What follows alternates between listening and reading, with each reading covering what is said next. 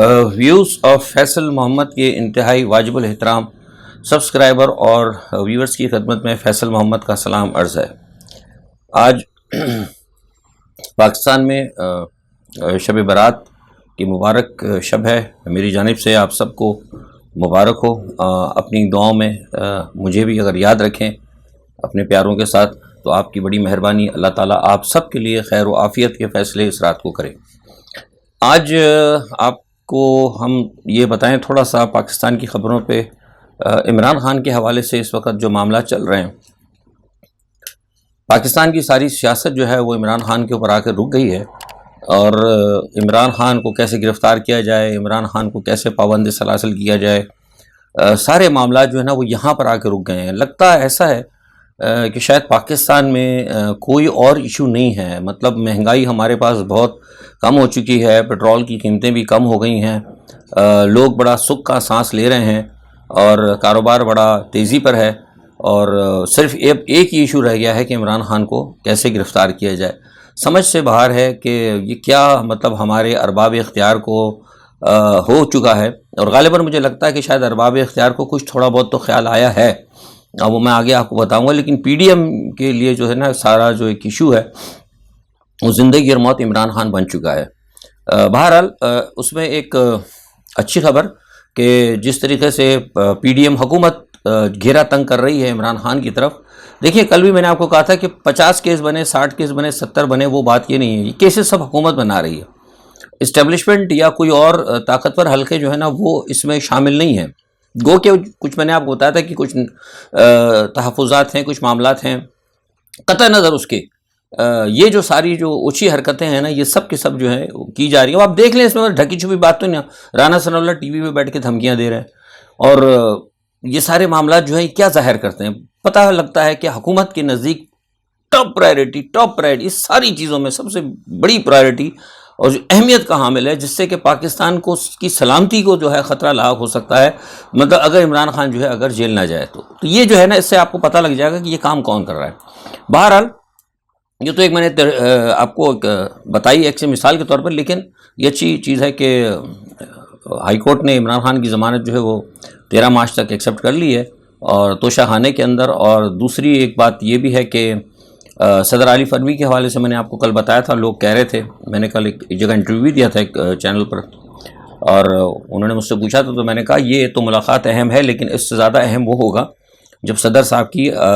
Chief صاحب سے رابطے ہوں گے، اور چیف صاحب کے صدر کے رابطے ہوئے ہیں، اور اس میں یہ فیصلہ کیا گیا ہے کہ الیکشن کرائے دیے جائیں۔ میں نے کل رات ہی کو ٹویٹ کر دیا تھا، اور صبح بھی کسی نے مجھ سے پوچھا تو میں نے بتا دیا تھا۔ اب تو خیر بہت سارے تجزیہ نگار کہہ رہے ہیں، لیکن میں نے کل بھی بتا دیا تھا کہ یہ معاملہ جو ہے درست ہو جائے گا، کیونکہ صدر صاحب نے جا کے جو باتیں بتائی ہیں اور جو غلط فہمیاں پیدا کی جا رہی ہیں پی ڈی ایم کی جانب سے، میں بار بار کہتا رہا ہوں کہ پی ڈی ایم اور کچھ پی ڈی ایم تو ہے ہی مطلب غیر ملکی جسے کہتے ہیں کہ جو پاورز ہیں ان کا ایک ٹولہ ہے، انہوں نے، اور پلس جو بھارت کے لیے کام کرنے والے لوگ ہیں جو پاکستان کے دشمن ہیں، انہوں نے بھرپور کوشش کی تھی کہ فوج کو اور جو موجودہ ہماری جو پی ٹی آئی ہے اس کے ساتھ موجودہ آرمی چیف کو اور فوج کو لڑوا دیا جائے، اور ان کے درمیان جو ہے سخت جو ہے نا وہ ایک دراڑ پیدا کر دی جائے۔ اس میں کسی حد تک وہ کامیاب بھی رہیں، آپ نے دیکھا ہوگا جو میں باتیں کرتا رہا ہوں جس قسم کی ٹرولنگ ہوتی رہی ہے، لیکن اس کے باوجود جو موجودہ چیف ہیں وہ یہ چاہتے ہیں کہ ان چیزوں کو درست کیا جائے۔ وہ یہ بات مانتے ہیں کہ عمران خان کی گرفتاری سے کوئی فائدہ نہیں ہوگا بلکہ نقصان ہی ہوگا۔ تو بات ہوئی ہے صدر صاحب سے، اور صدر صاحب نے کچھ میسج ان کو کنوے کیے ہیں جو میں نے کل آپ کو اشارہ کیا تھا، اس میں الیکشن کے بارے سے بات چیت تھی۔ صدر صاحب کا تو پہلے یہ خیال تھا، صدر صاحب نے کل یہ کہا بھی تھا عمران خان کا کہ وہ 2 اسمبلیوں کے اوپر جو کورٹ نے سپریم کورٹ نے جو فیصلہ کیا ہے اس کے اوپر جائیں، انسسٹ رکھیں اسی پہ۔ لیکن میں نے رات ہی کو بتا دیا تھا ایک جگہ کہ چیف کی کوشش یہ ہے کہ وہ ایک ہی ساتھ الیکشن ہو جائیں، کیونکہ دیکھیے اس کی وجہ ہے نا وہ 80 ارب 70 ارب روپے، اگر وہ 50 ارب روپے رہے ہوں گے نا اگر مثال کے طور پہ، تو پی ڈی ایم 80 کی ڈیمانڈ کرے گی، تو اتنے تو پیسے نہیں، اور یہ چیز تو سارے ہماری اسٹیبلشمنٹ بھی دیکھ رہی ہے۔ تو یہ میں آپ کو خبر دے رہا ہوں کہ فیصلہ یہ ہوا ہے کہ اب الیکشن جو ہے نا کوشش کی جائے کہ ایک ساتھ کرایا جائے، یعنی قومی کے بھی اور صوبائی کے بھی. تو میں سمجھتا ہوں کہ یہ ایک اچھی چیز ہے اور الیکشن ہوں گے. میں نے آپ کو بتا دیا کہ الیکشن کا فیصلہ کر لیا ہے، اسٹیبلشمنٹ نے بھی کر لیا ہے اور انہوں نے بھی کر لیا. اور فیصلہ یہ ہوا ہے کہ جائیں دوبارہ رابطے کریں عمران خان صاحب اور یہ پی ڈی ایم جو ہے بیٹھ جائیں. ظاہر سی بات ہے عمران خان صاحب شاید نہ بیٹھیں، لیکن ان کے ساتھ جو جیسے پہلے بھی میں بتا چکا ہوں، اس حوالے سے لوگ نہیں مانتے تھے، لیکن میں نے کہا تھا کہ آپ کو یہ اسمبلی کے ذریعے آپ کو آنا پڑے گا، کیونکہ ہمارے لوگوں سے کہیں نہ کہیں رابطے رہتے ہیں اور وہ سجیشنز کچھ دیتے بھی ہیں کچھ لیتے بھی ہیں. تو مجھے لگتا ہے کہ یہی ہوگا جو میں نے آپ کو پہلے بات بتائی تھی کہ یہ چاہیں گے دوبارہ قومی اسمبلی کے اندر اور بیٹھ کے کچھ معاملات طے کیے جائیں گے، کیونکہ وہ تو راجہ ریاض کے ہیں صاحب جو ہیں وہ جو وہاں بیٹھے ہوئے باغی جو ہیں وہ ان کی تو کورٹ کے فیصلے کے بعد ان کی تو کوئی حیثیت ہے ہی نہیں. تو میں سمجھتا ہوں کہ بڑی اچھی ایک صورتحال ہے، بڑا اچھا جیسچر جو ہے گیا ہے صدر کی طرف سے، چیف کی طرف سے. مجھے ابھی تک جب میں آج سے آپ سے بات کروں پاکستان کے وقت کے مطابق شام 4 بجے جو میرے پاس جو میں نے اطلاعات لی ہیں وہ یہ ہے کہ کچھ صورتحال بہتری کی طرف جائے گی. دعا کریں اللہ تعالیٰ کہ بہتری کی طرف آئے، کیونکہ ملک اور قوم کے لیے بہت ضروری ہے یہ چیز. اچھا، دوسرا آج وہ مریم نواز صاحب کو آپ نے سنا ہوگا، آج اتفاق کی بات ہے میں نے خاص طور پہ آج میں نے اپنی مصروفیات بھی کم رکھی ہیں،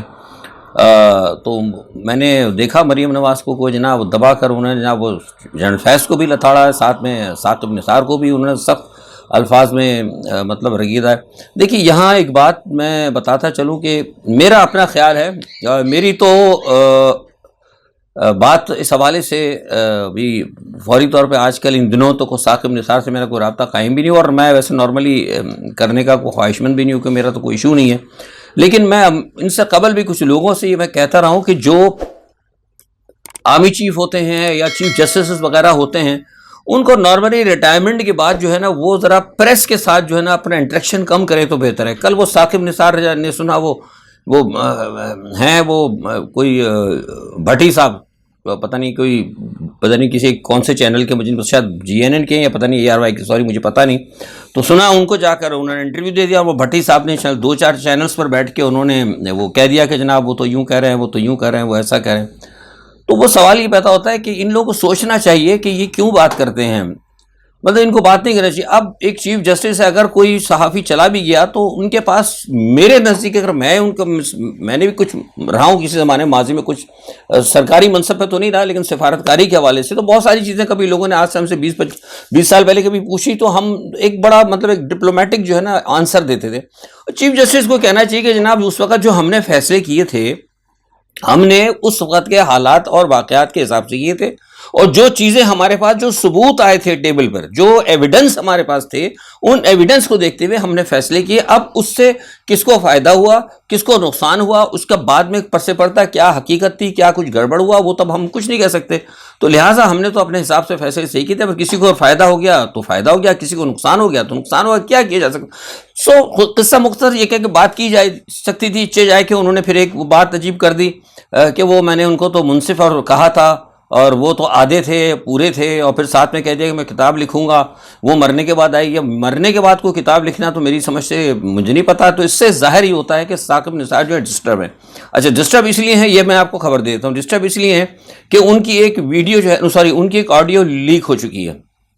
لیک ہو گئی ہے، اور وہ کس نے کی ہے وہ ابھی پھر میں آپ کو بعد میں بتاؤں گا. اور وہ آڈیو تیار ہو رہی ہے، اور اس آڈیو کی وجہ سے ان کو خطرہ ہے کہ انہیں وہ بلیک میل کیا جائے گا، اس لیے وہ ذہنی طور پر جو ہے پریشان ہیں. اس لیے انہوں نے یہ باتیں کہی ہیں. اور آپ کو پتہ ہے کہ اسی لیے انہوں نے یہ کہا بھی ہے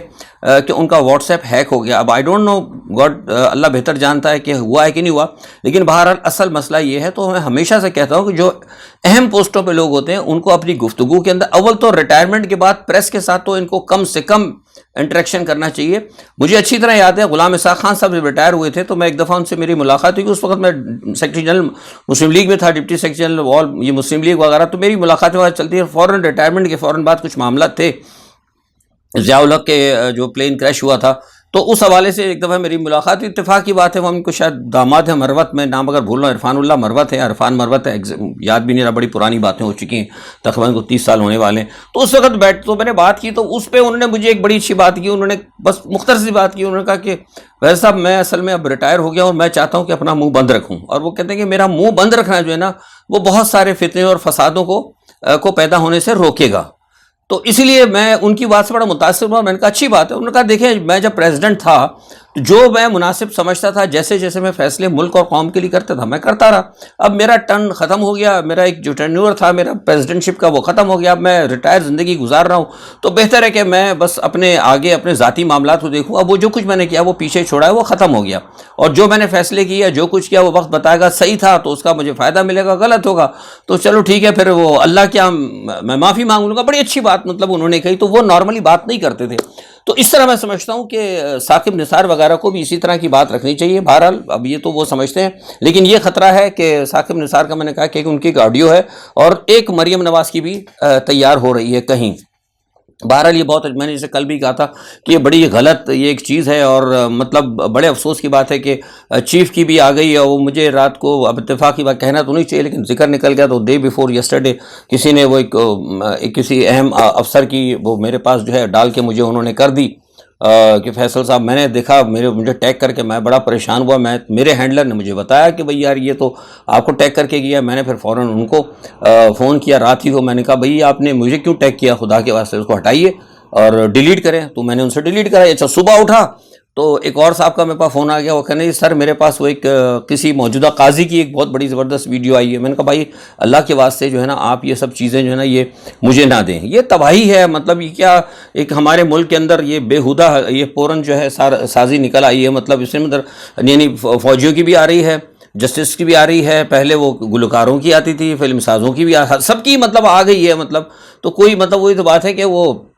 ایک ہی صف میں کھڑے ہو گئے، محمود و ایاز، نہ کسی کی پورنو بچی نہ کوئی پورن نواز۔ تو یہ کیا مطلب بےہودہ ہم لوگوں نے اپنے سیاست کے اندر کلچر شروع کیا کہ جو بنا رہا ہے اس کی بھی بن رہی ہے، جس کی بن رہی ہے اس کی بھی بن رہی ہے، اور لوگ بڑے خوش ہیں۔ یہ انتہائی گھٹیا سیاست اور انتہائی گھٹیا رویہ ہے۔ اس سے ہمیں جو ہے لوگوں کو چاہیے، میں خاص طور پہ لوگوں سے درخواست کرتا ہوں کہ اگر کوئی بھی سوشل میڈیا پہ اس قسم کی کوئی چیز کسی کی بھی ہو، XYZ کوئی بھی ہو، چاہے وہ مریم نواز ہو، چاہے کوئی بھی ہو، کوئی سا بھی ہو، عام آدمی بھی ہو، تو پلیز خدا کے واسطے اس کی حوصلہ شکنی کریں۔ یہ آپ لوگ دیکھتے ہیں اور دیکھ کے پھر دوسرے کو شیئر کرتے ہیں، یہ ایک تو دیکھیے یہ غلط چیز ہے، سچی ہے جھوٹی ہے ہمیں نہیں معلوم، لیکن اگر کوئی چیز کسی کی غلط اگر آپ دیکھ لیتے ہیں اور اس کو آگے شیئر کر دیتے ہیں تو یہ اس کا کوئی ذاتی معاملہ ہوتا ہے، آپ اس کے بعد کئی لوگوں کو گواہ بنا دیتے ہیں۔ اللہ تعالیٰ کی ذات جو ہے نا بہت سارے معاملات، اگر مجھ سے کوئی غلطی ہوتی ہے مثال کے طور پہ، تو میرا اور اللہ کا معاملہ، میں اگر اللہ سے معافی مانگوں تو خدا مجھے معاف کر سکتا ہے، لیکن جب 500 گواہ آپ پیدا کر دیں گے تو پھر وہ ذرا معاملہ مشکل ہو جاتا ہے۔ آپ سمجھتے ہیں ایک آدمی ہوتا ہے اکیلے میں کسی کو معاف کر دیا جاتا ہے، لیکن اگر اس کی بات پھیل جاتی ہے تو پھر اس کو معافی ملنا بڑا مشکل ہوتا ہے۔ تو لوگوں کو ایک تھوڑی سی میری ایک ریکویسٹ ہے کہ اس چیز سے تھوڑا سا خیال کریں، یہ چیز اچھی نہیں ہے۔ اچھا دوسرا اب یہ ہے کہ آپ کو میں نے ایک بات بتا دی تھی کہ جو پی ڈی ایم کا جو معاملہ ہے، اس تمام صورتحال کے اندر پی ڈی ایم جو ہے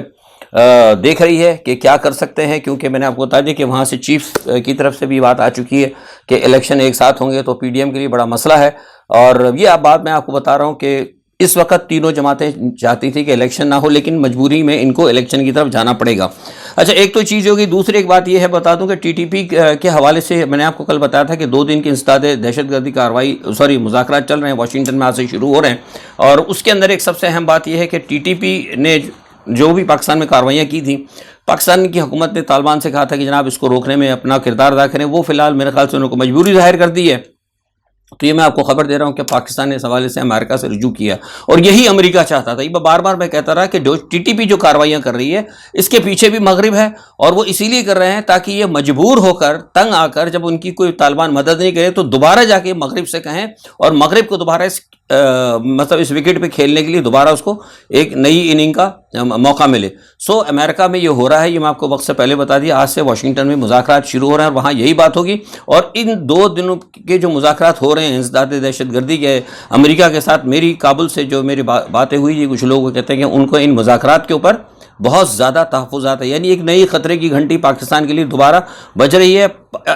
افغانستان کی تو اوبیسلی ہوگا جب امریکہ پھر ادھر کود کر آئے گا، لیکن یہ پاکستان کے افغانستان دونوں کے لیے ہیں۔ اچھا دوسری جانب سری لنکا نے کی مدد جو ہے چین نے کر دی ہے، اس لیے میں کہتا تھا کہ دیکھیے لاکھ درجے جو ہے نا چائنا آپ کے لیے بہتر ہے، وہ ٹھیک ہے ان کے جو کچھ بھی ہو، لیکن وہ کم از کم آپ کے معاملات میں مداخلت نہیں کرتا، تو تقریباً $3 بلین کی وہ مدد وہ دے رہے ہیں،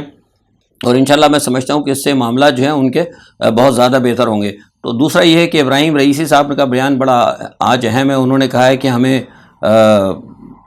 کچھ لوگ جو ہیں، اب آپ سمجھتے ہیں وہ کون لوگ ہیں، یا کچھ طاقتیں نام انہوں نے نہیں لیا، دشمن جو ہیں، جو ہمارے اصل دشمن ہیں، وہ ہمیں جو ہے نا ہماری قوم کو اور ہم کے درمیان مطلب نفرتیں پھیلا کے ہماری قوم کے اندر مایوسی پیدا کر رہے ہیں، اور یہ بڑی خطرناک سچویشن ہے۔ ایگزیکٹلی وہی سچویشن پاکستان کے اندر ہے کہ جو پاکستان کے دشمن ہیں یا اسلام کے دشمن ہیں، وہ انہوں نے قوم کے اندر مایوسی پھیلائی ہے۔ تو بہرحال یہ آج کے لیے اتنا ہی ہے، آج شب برات کا دن ہے، آپ لوگوں کو بھی اپنا وقت دیکھنا ہوگا، تو آج کے لیے اتنا ہی۔ اپنا بہت خیال رکھیے گا، دعا کیجیے گا میرے لیے بھی، خاص طور پہ پاکستان کے لیے بھی، اللہ تعالیٰ اس سلطنت کو سلامت رکھے، اور خاص طور پہ عالم اسلام کے لیے جتنی بھی اس وقت پریشانی ہے تمام مسلمانوں کے لیے اللہ تعالیٰ ان کے لیے آسانیاں پیدا کرے۔ اپنا بہت خیال رکھیے گا، اللہ حافظ۔